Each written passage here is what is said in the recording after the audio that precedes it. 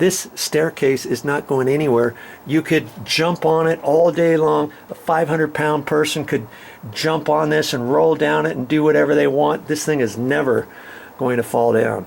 And with putting this brace here too, that's gonna support a portion of the weight of this stringer as well. Okay, and so all of that together is going to really make this staircase a lot stronger than it was before. Okay, even had it not rotted out, they used a 2x6 redwood. You never do that for a little support piece going across there, and they only had one piece. My word, that should have been like a 4x6 Douglas fir, or two 2x8s sandwiched together, nailed together, boom, boom, boom. They didn't do it. That's because it wasn't inspected. They ran out of wood. They thought, oh, we got some more redwood, let's just use the redwood. Nobody's ever going to see it. Yeah, phooey on that. Now I've got to fix it, and I'm showing you what not to do. Okay?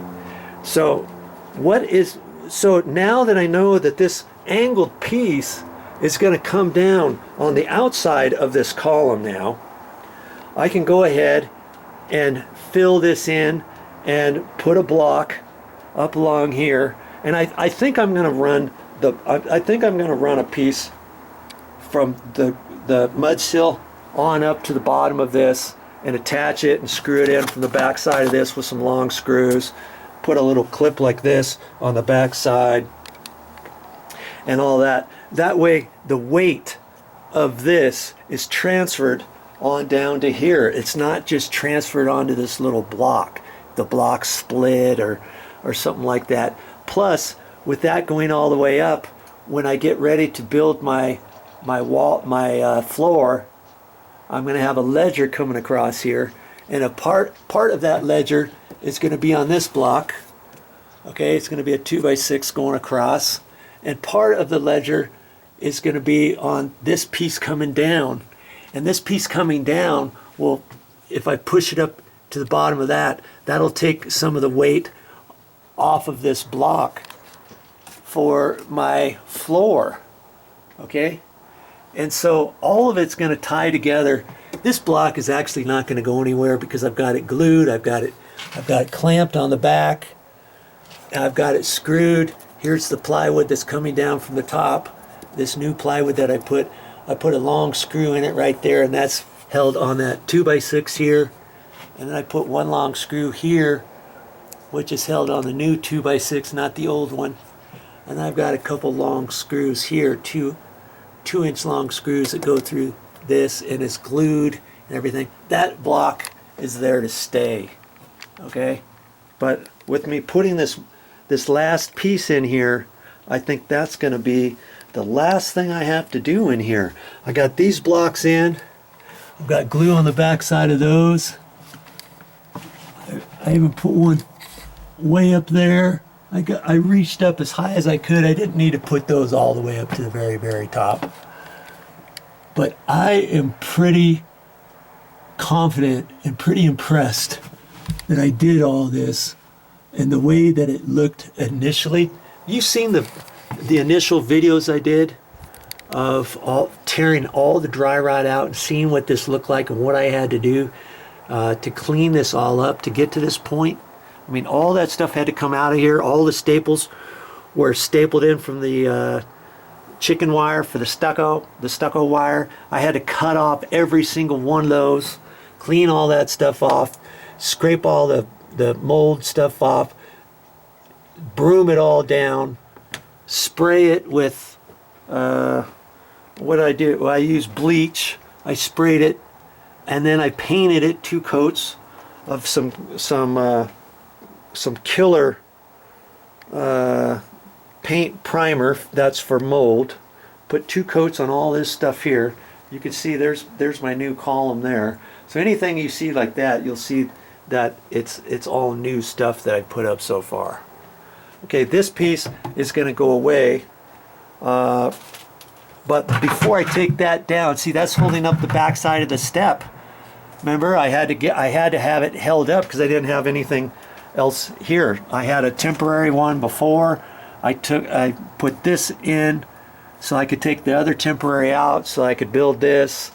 Now I've got to take this out, but before I take that out, before I take this piece out, I've got a 2x6 like this, or actually like this one here that goes up to the bottom of the 4x12, and that fits right in the corner. That's the piece that I took out before. See, it just fits right on in there, so I'll be able to sneak that in there, measure that, cut it snug as a bug in a rug right up to there, so that that'll take all the weight of this 4x12 over here. Okay, that's my step, my stair tread. This is the tread going left to right. The stair riser is going from the bottom up. Okay, and once I put that piece in, then I can take this brace out of here, and I've got the brace just secured with my little clips. See, that metal track really works good. You use the track, the studs. The difference between a track, well, the track is just flat. See, like that, and you shoot that down to the concrete floor, screw it down to a wood floor, and then you screw it up to a T-bar grid ceiling. This is for commercial work, and then you put the studs in between. The stud actually has a little return. It goes over and then it goes up on the back side just a little bit, and that gives it all the stiffness. Track is, you know, there's no stiffness in that. You just use that for the bottom of the floor and the top. And you never want to build, you could build interior walls with that on houses that are non-structural, but for structural, if you ever heard of somebody building a metal stud house, they would use I don't know, 16 gauge, 12 gauge metal, something that's structurally sound. And then for interior walls that were not load bearing, you could go with a 20 gauge, 25 gauge, or 20 gauge, 16 gauge metal studs, something like that. But for commercial work, we just use 25 gauge, going up to 10-foot ceiling, 9-foot ceiling. Do anything different? There's a whole lot of different things for that, but that's not the point. The point is, I'm just using that track, and it comes 10 foot long, and you can get it at I've seen it at Home Depot. That's where I got it, and Lowe's probably has it too. And they only carry like the metal studs. I think 10-foot studs. They used to carry 9s, 10s, 12s. You can get that at a sheetrock wholesale place that sells metal studs and stuff. But for this purpose, your track always comes 10 foot long. Well, I just brought my 10 snips with me into the store, cut it right there on the floor, folded it, cut it in half, and I had 2 5-foot pieces and loaded them in my car, and away I went, because I didn't need a 10-foot long piece. I'm just using that stuff for straps, right? I've got just a few little pieces. I even got a couple, here's a few more pieces here that I've got, and I'll use that for other things. When I'm getting ready to frame all this flooring, I'll use some more straps. And I've got another 5-foot piece. In fact, that's the last bit. I can't believe it. I've used 5 feet of track already for all these little straps. You know, but look at all of them. I've got on each 2x6 way up high, I've got a nice long piece. 1, 2, 3, 4, 5, 6, 7, 8, 9, 10, 11, 12, 13, 14 there, 15, 16, 17, 18, 19, 20, 21, 22, 23, 24, 25. I already used 25 straps. And if I would have had to buy those little metal clips at Home Depot, you get what you get. You can't modify them. You can't cut them to what you want and stuff. Yeah, these are not as strong as the ones at Home Depot. The Simpson straps. You know, the straps. What I'm calling a strap is like this, or there's a smaller one. See here. Here's the one for 2x6s, like in here. They use this strap just like that. See, and they screwed that up in there. This is a lot stiffer. You can't cut that with tin snips or anything. These are actually pretty good. I mean, could I have used those? Yeah, I could have used those, but I would have needed 25, and I haven't even done the floor yet, so I probably need 30 straps at 60 cents each. 30 straps at 60 cents each. What is that? $18? $18 just for some straps. Then you know, the metal stud, I forget how much the metal stud cost. Probably it's probably $5, $6, something like that. And so far, I've used 5 feet, and I still have 5 feet left. If I don't use it all, hey, I'm gonna save that for other projects around the house. So the metal track is the way to go when you need to just attach something, and if it doesn't have to be that pretty, use the metal stud and cut your own little L brackets. There's my tip for the day. Now, did you catch that? I said I needed to leave this 2x6 here until I put the other 2x6 in for underneath the step. Okay, but I thought, you know what? I don't have to do that, because when I installed this 2x6 here, all the way down, it's held on the bottom, and then I put a couple screws in here, and I actually put a couple little nails in here too, and that is holding this from going anywhere. Okay, so I can take this out because I wanted to reuse this.